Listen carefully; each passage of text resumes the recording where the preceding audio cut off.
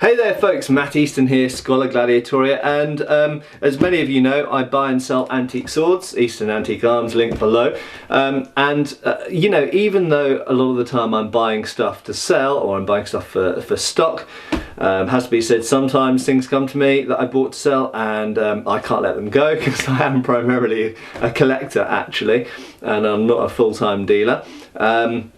So often I keep things, or sometimes I keep things for a bit, or sometimes I move things into my collection and then move things out of my collection, this kind of stuff. But I do have lots of deliveries of stuff that I've purchased from other dealers or from people who contacted me selling stuff from their collections, or who've inherited a load of stuff that they're going to sell, or from auctions, all kinds of stuff. All kinds of places that I should procure things from. And even though I get many of these things in order to sell, I do still have that excitement when I open something up, because you know what? I frickin' love swords. I frickin' love swords and I love weapons. And that should be frickin' obvious from anybody who watches this channel.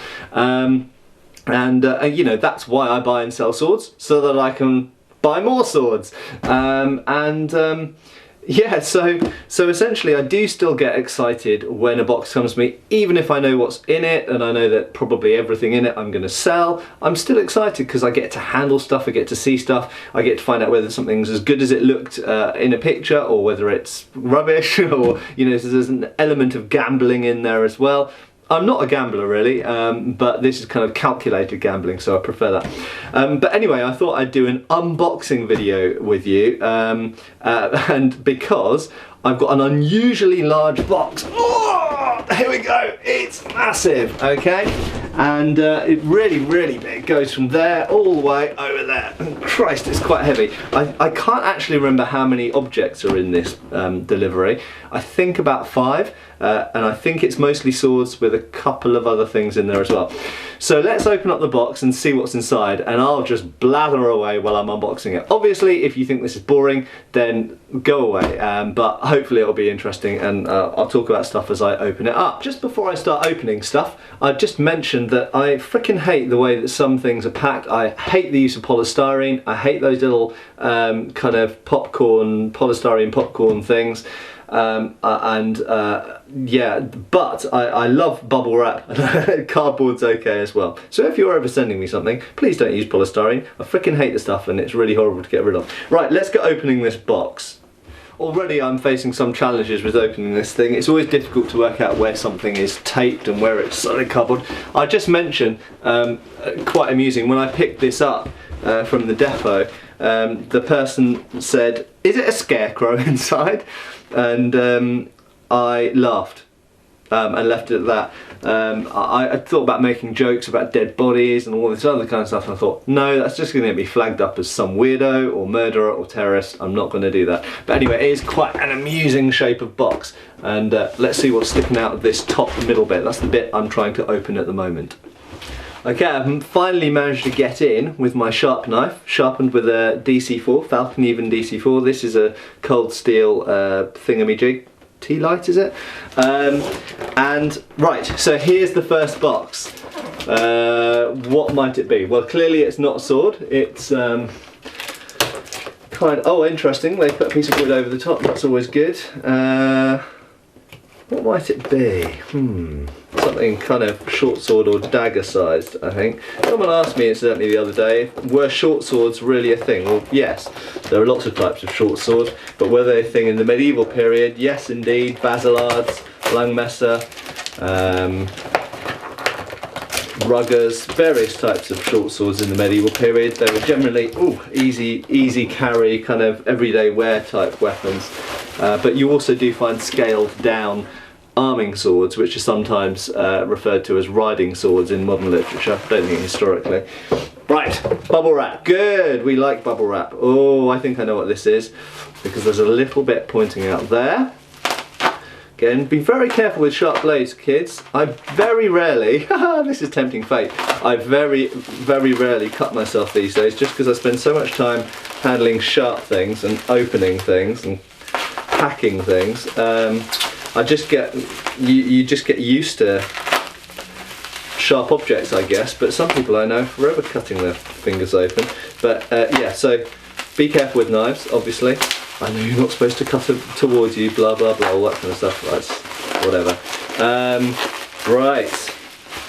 As I say, I think I know what this is because it seems to have a pointy guard sticking out of one side of it. What has a pointy guard that sticks out only on one side? Think Southeast Asia. Maybe something like this light behind me. Notice I've got there's another Morrow crest there, incidentally, which might be one for selling. It's very nice. It's an old one with a pattern welded blade. So I'll do a video about that at some point. Oh, sellotape. Bane of my life. Well, no, it's not really the bane. Oh shit, there's something solid in there.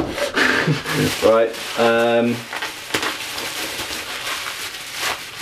Right, so it should be a probably, should we say, Indonesian or Malaysian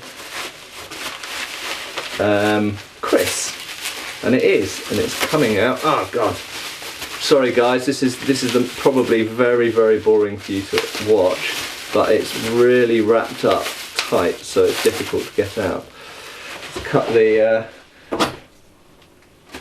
the auction label off. There we go. Don't want to give free advertising to auction places. Woo! It's a Chris. Now I will certainly do. So the handle is a little bit loose on the tang. They pretty much always are, and that's because the only thing holding them on the tang really is friction. So with age they tend to get a bit loose. You can obviously glue it on if you want to. This is the type of Chris that most people, when you talk about Chris, will be familiar with. It's a dagger sized one, and you can see it's much smaller and a slightly different shape and more pointy than the big Morrow sword type Chris. But anyway, that's the first object. I'll talk more about these in a future video. Right, next object. Let's try and find a way in to get to the next one. I finally managed to get into the head of the scarecrow, and here's a long box, very long box, and let's put that to one side. Oh, if I can find a side to put it to. There's always a toolbar in the way, don't you find that in life? And there's another long box. Oh, there we go. Put that there. And another long box. Let's put that there. Oh dear. Too many weapons. Too many. I'm drowning in swords. Oh, and another long box. Oh no, two boxes taped together. My god, how many things did I buy? Lots of new stock coming to the website soon. Right, so that's the big box. This one, whoa, that's now empty. Go out of the room. Kick. Right, let's open up one of these boxes. So, it's got wood on the end, which suggests there's something pointy underneath. I like that they've put a bit of, the packers have put a bit of wood on there. That's very nice and considerate. I have previously had pointy objects come to me where the point is projected out of the box because of careless packing. That's always annoying. But sometimes has an upside. I once managed to buy a reduced, in fact my Albion Poitiers, once managed to buy that for a reduced price because that had happened to it in shipping from America to the dealer, which was then Albion Europe, which don't exist anymore. And the point had gone through the box and it had bent the very tip of the, it bent the tip of the Albion Poitiers. And I looked at it and thought, that's no problem. And the guy was like, oh yeah, sorry, I can't sell that to you because it's got a bent tip. I'm going to have to send it back to Albion as damaged. And I went, well, how much will you take for it? So he knocked some money off, made it cheaper. I bought it there and then, and it literally took one little ding with a hammer to straighten it again. So that was great. So there we go, my Albion Poitiers, which I still have. Is it in here? No, it's not in here.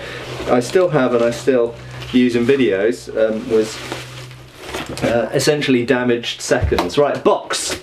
Go away, box. Right, what have we got here? It's definitely a sword, isn't it? Let's see, for British military sword aficionados, if any of you can, let's just tap there so it focuses on the right thing. Can you recognise what kind of sword it is from that? Maybe from the sword knot. So this is real geek level of specific knowledge, but it's got a checkered gilt pommel and it's got a solid gold without any stripes on it, bullion sword knot, which would tell you that That sword knot is one for the Royal Engineers or the Royal Artillery, and a checkered pommel tells you it's Royal Engineers. So, so just from those two little things, if you know, that's the secret to antique collecting and antique dealing, really, is knowing ridiculously otherwise useless little bits of information, so that you can spot something as being whatever it is from the smallest level of detail, and sometimes get something that's very rare. Oh wow, that's nice. That is super. This is a really good one to, well, it's not the first object, is it? It's the first sword to get out. Super amazing condition. Royal Engineers sword. Engineer Volunteers. Nice. Royal Engineer. Well, it's not Royal Engineers, it's Engineer Volunteers by Hebert and Co. My gosh, that is in good condition. Let's just put the scabbard down a minute. The scabbard's got a little bit of rust on it, but scabbards, that's what scabbards are there to do, is to protect. Let's touch the screen so it focuses on the hilt, not me. There we go. Look at that hilt. Stop focusing on me, camera. There we go, back on the hilt. That is super nice. Checkered thumb placer to hold in the saber grip. Checkered pommel. Beautiful. Excuse me. Beautiful. I'm not going to edit that out because I'm Matt Easton. Excuse me. Beautiful. I'm not going to edit that out because I'm Matt Easton. I don't really do editing. Beautiful fish skin grip, shark skin rather, shagreen as it's known. All of the grip wire, very, yes, I am touching the blade, oh no! I'm touching the blade. People always freak out when I touch blades. Okay, I know I'm going to clean this sword soon. I'm not going to put it in its scabbard and leave it for 2 years to fester. Secondly, I don't have sweaty hands. I've actually now got slightly oily hands, okay, so it's like oily from the sword. So it's just not a problem, but wow, that's in good condition. That is a super nice sword. Now, this is a brass hilt. But can you notice it's golder colour than typical brass, and that's because it's gilt. So this is what's called gilt brass hilt. So when you read a gilt brass hilt, what it means is it's a brass metal hilt that's then been gilded, in other words had a thin layering of gold put over the top of it, and it gives us this really gold colour. And if you look at the back strap there, you can see where some of the gilding has rubbed off. So underneath is the tarnished brass, but where it's just gold and untarnished, because gold doesn't tarnish, that is the gilding. So it's, wow, that is really good condition, and with its sword knot as well. That is a super nice sword. So there's the first sword of this bunch, and that will probably, I'll have to sell it because it doesn't really fit in my collection, but that is a super nice sword. So at some point that'll be going on my website. But someone who wants an engineer's sword, that is a lovely example. Right, let's have a look at the next one.